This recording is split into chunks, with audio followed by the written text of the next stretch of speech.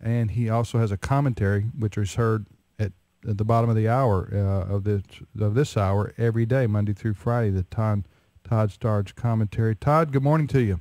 Tim, good morning. And we've been covering and following the developments coming out of Dallas. What do you know anything different than what we just said? Well, it's just they used 103 words, or however many words they used, when basically, the whole point of this is that they heard from your listeners, they heard from people all across America who objected to this, and here's what I don't understand: what is there left to evaluate? I know. They already know how the vast majority of their membership feels. So I just don't understand what they're waiting for. And you guys talked about the Girl Scouts real quick. That could be an issue moving forward because, as we've seen on the national level, the issue of the plight of transgender Americans has become a big issue in public schools, accommodations, for example. And there very well could come a time when the Scouts are going to have to address that. What if a transgender child wants to join either the Boy Scouts or the Girl Scouts? That will be an issue. Mark my words, that will be an issue moving forward. Yeah. 2013 America, people. Welcome to Weirdom.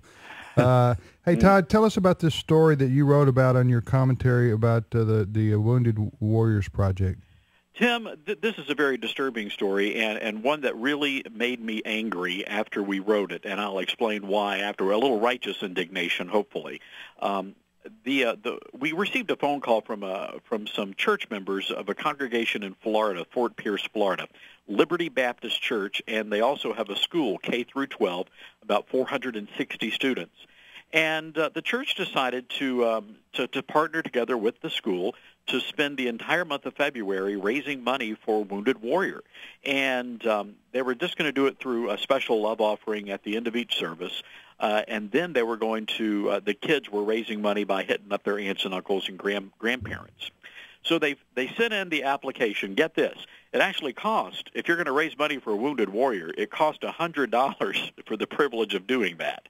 So they sent Wounded Warriors a check for $100, and they didn't hear anything back for a couple of weeks. So the church folks called, and Wounded Warrior sent them an email, and in this email they explained to the church that they would not accept their money because they were a religious organization, a religious entity.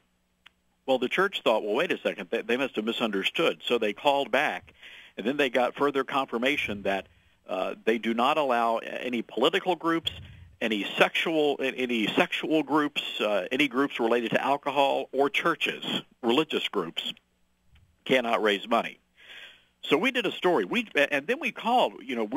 I support Wounded Warrior. I've got I've done some stories on them, and so we thought, well, there's got to be a miscommunication here. Tim, I called and left 19 messages with Wounded Warrior. This was last Friday, and they did not return any of our calls. They did not send us a statement, nothing.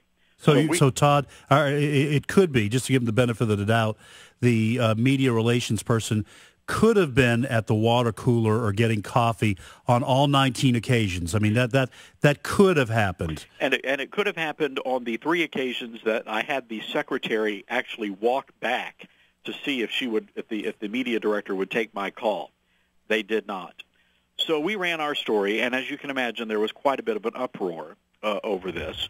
And on Monday, we started getting reports that Wounded Warrior was sending out robo-emails to people saying that the story was wrong, that they have never rejected any donations from religious groups, and that the sensational report that was out there could have been solved if we'd have just contacted them. Oh, my word. Something's wrong there.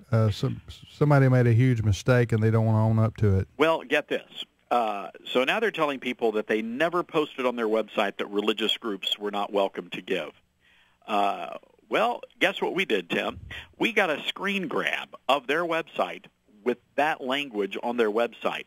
And a half hour after we ran our story, our follow-up story on Monday, that particular paragraph disappeared from Wounded Warrior's website. Now, are they admitting that they removed that language? No, they're not. And this is what really makes me angry. It's one thing to say, you know what, we don't want to comment, but to go out there and misrepresent the facts and to distort, the efforts that we went to try to get the other side of the story. That's just really inappropriate. And I think it really says a lot about the character of the individuals that are running this organization.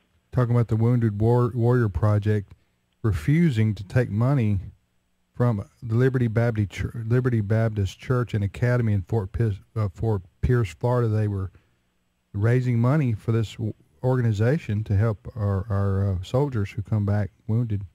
And Tim, you should have heard this pastor. Just the heart. You could tell the heart of this pastor just as he was talking to us on the phone. He said, first of all, that Wounded Warrior called them back after the story came out and said, we're willing to make an exception for your group. And the pastor said, we don't want to be an exception. This pastor said that, they're proud of who they are. They're followers of Christ. And to hear the stories of these teachers having to explain to little third and fourth grade children that their money was not good enough for this organization because they were Christians, it was just like you're really illegitimate people, but you're not. So your money's tainted because you're a Christian. So this is just I don't know. Where's Rod Serling? Yeah, the Twilight Zone. Yeah, but gentlemen, there are plenty of Christian organizations out there that are ministering to veterans, and of course, we don't tell people where to send their money. But I would really encourage folks to investigate and find organizations that do welcome Christians, and there are plenty out there. Hey, Todd, you do such great work, and we really appreciate it, and we use your stories all the time.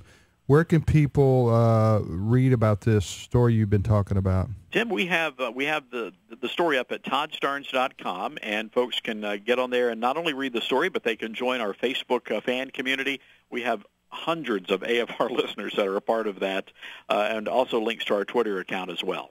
So Todd Starnes, STARNES.com. Hey, Todd, thanks for the report. Thanks for being on, and keep up the good work. Thanks, guys. Okay, bye-bye. Thanks, Todd. All right, you're listening to the radio program Today's Issues on the American Family Radio Network. We go now to Jeff Myers, Dr. Jeff Myers. He's the president of Summit Ministries. He joins us monthly. Jeff, good morning to you. Good morning, Tim. Hi, Ed. How are you? You're doing fine. What do you think about this whole Boy Scouts thing? I cannot understand, guys, how it is that when everybody in the country believes one thing, and it seems like it's a really clear-cut issue, that organizations like this decide that's a really good time to forfeit the battle. I have never understood that mentality.